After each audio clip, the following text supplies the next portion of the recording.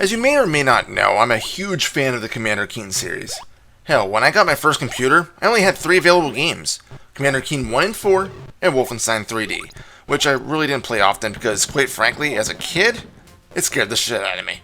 So I spent a lot of time playing the old platformers. Recently, I saw the abysmal trailer for the new Commander Keen game. I will say, I was hyped when I heard that Bethesda was in development of a new game, until I heard it was a mobile one. And then I watched the trailer. Okay, they are just doing the series a huge injustice here, and I know I'm not the only one to think this. But in thinking about it, I pushed off one of the reviews I was working on to instead play Commander Keen 4 again, because why the hell not? If Commander Keen 1 was a game that showed a lot of computer users that smooth console-style platformers could be developed for PCs, then Commander Keen 4 was like the 16-bit version of it. The Super Mario World to Super Mario 1, if you will. I think as a kid, I used to spend a lot more time with it, because it had prettier graphics and smoother gameplay. Oh, and music. Music is good. But enough about my nostalgia. How is the game? Subtitled Secret of the Oracle, Commander Keen 4 places you in the shoes of 8-year-old genius Billy Blaze, or Commander Keen. He develops a radio to let him listen in on various galaxies, and he overhears one in danger from a race called the Shikadi. As he gets ready to leave in his spaceship, the Beans with Bacon mega rocket, his parents sneak up on him, and he's forced to stun them so that he can leave. Harsh. From here, Keen learns that the oracles of the planet have been kidnapped, and it's up to him to save them so they can figure out exactly what the threat is. The game plays very similarly to the previous 3 games in the series. You still start on an overhead world map, and can, for the most part, play the stages in any order.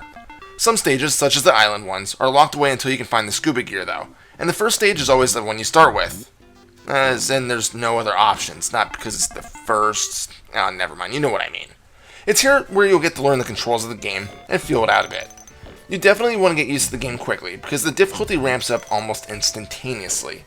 Before I go on to the difficulty, let's talk about the gameplay itself.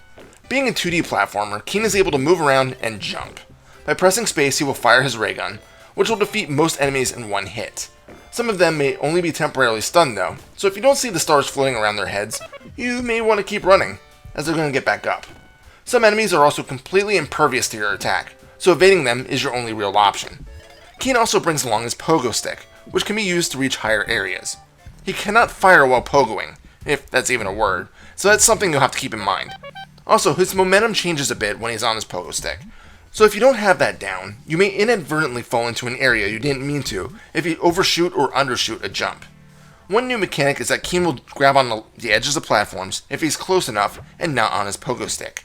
This is really helpful at times, but one thing of note is that it takes a second or so for him to climb up. So if there's an enemy approaching, it may be best to either drop down or just hang for a second and wait for the threat to pass.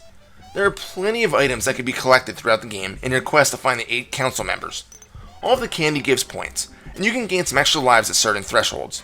You can also find these water droplets, which will give you an extra life at 100 collected. If you find one of these bottles of life water, that too will grant you another chance at completing the level. Along with all of these, you can find gems which are used as keys. These are definitely required to pass levels, so if you see one, grab it. So as a child, I'm pretty sure I played the game primarily on easy. For this review, I decided to give medium a shot, because, well, I'm older and supposedly better at games. But damn, I don't recall Keen 4 being so difficult. I think the reason why is that the enemy counts are increased. As you're playing, you'll notice that not every enemy will kill you on touch. Some of them will fire a projectile of some sorts that will destroy you instead. Let me go through a few of the creatures that you'll encounter. The little blue beanbag sorts will breathe fire. The little flying bug is the most annoying creature you'll fight, because although you can smash it with your pogo stick, it flies kind of erratically and is invulnerable to your shots. These blue mushrooms just bounce in place. Eagles will attempt to punch you. And the slugs, the most popular enemy of the game? Well, crap toxic slime. Some of the level designs are brutal as well. Many are maze-like in design, with a few pits that could require you to do a leap of faith. Thankfully, you can look up or down, because if not, Many drops may lead you right to your death, whether it be spikes or a hidden enemy. These stupid mask-like things on the wall shoot spikes at you, and can also damage you if you touch them. But anyway, some of the stages drag on for way too long, and if you mess up near the end of them, it's back to the start. I didn't try it, but I can't remember if saving in the middle of a stage will keep your spot or kick you back to the beginning of the level. At least if you die within a stage, you can exit back to the world map and try the stage again later, or do something else at the moment instead. Again, your goal is to find all 8 oracles. If you know where they are, great. You don't have to spend the time going in the stages that they're not in. Instead, that's just if you want to rack up the high score, which the game does save for you, being a PC game and all. There's also a hidden level to be found, which I remember finding by accident one day as a kid. What you have to do is enter one of the pyramids here, find the one area with all the inchworms, and huddle them all together. Once all 12 are in the same spot, a foot appears. Get it? Inchworms, 12 of them, creates a foot. I mean, it does make sense when you think about it. But this hidden level is probably the hardest stage in the game. At least it gives you some ammo early on and an extra life in an easy to grab spot, but you do need to climb up the first sets of platforms and survive to get to it. As long as you can essentially have unlimited tries to get past the stage. But personally, I didn't think the reward was worth it. A few ice creams worth 5,000 points each, plus rescuing the janitor. You might be asking why the graphics are glitched. Well, as a kid, I remember enjoying debug mode. After I completed the game multiple times, I used to enable things like God mode and the ability to fly, just to explore a bit and see if there was anything hidden and out of the way. One of the options was to test hidden areas, which, of course, glitched the stages. Oops. I used to find all sorts of interesting things all the time with the game. Like if you saved on the world map near the bottom of the hidden stage, when reloading you'll see the Miragia disappearing animation tiles. You can swim on land if you use no clipping with the scuba gear. I did resort to using God mode during this playthrough to finish the game and be able to show you everything. Sadly because I was kind of on a time crunch. Otherwise I would have just kept trying. Maybe one day I'll try streaming it in its entirety, if I can even get through the game on normal nowadays. It's a thought. I think the biggest problem with the game is the sound, or more accurately, the music. Some of the tracks are fairly good, but others are short and repetitive, like the ominous cavern/pyramid track. I swear it's only 10 seconds long and it just annoys quickly. Now, I remember why I used to listen to music when I played the game. At least the sound effects are perfectly fine. The graphics are also great for the time. They're a huge upgrade from the previous 3 games, and there are plenty of animation and sprites.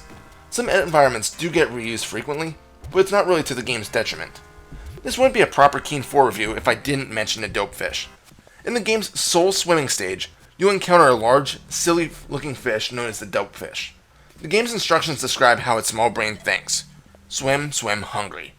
For some reason, the dope fish became legendary, and it's referenced in a ton of other games such as Duke Nukem 3D and Max Payne. The only other thing to mention is that if you need a break from a frustrating segment, you can always load up the minigame known as Paddle Wars, found on the main menu. It's just a pong-style game that you play against the computer. First to 21 wins. Although I didn't get to capture it here, there's a cool feature in where if the ball hits one of the goal lines going at insane speeds, there's a chance that the pixel the ball landed on will break for the rest of the game. It's just a nifty little Easter egg. Commander Keen 4 Secret Oracle may not be the perfect game I remember it to be, but it's still damn fun. It's got a fair amount of challenge, great visuals, and a tight control scheme, although the music can be hit or miss. Episodes 5 and 6 are very similar to it, so I doubt I'll review those, although I also barely ever played them. But it's sad that this is what most gamers will have to remember Commander Keen by, and not a cool new 3D take or even a real 2D revival. I haven't tried the Game Boy Color game yet, but I do want to get my hands on it at some point to give it a shot, although I haven't heard good things about it. If that's the case, I'm fine with remembering Keen in the positive light of its first, 7 games if you count Keen Dreams. Okay, that one I'll probably have to review just for the sheer strangeness of it. Final score? 8 out of 10. This is Reaper. Happy fragging.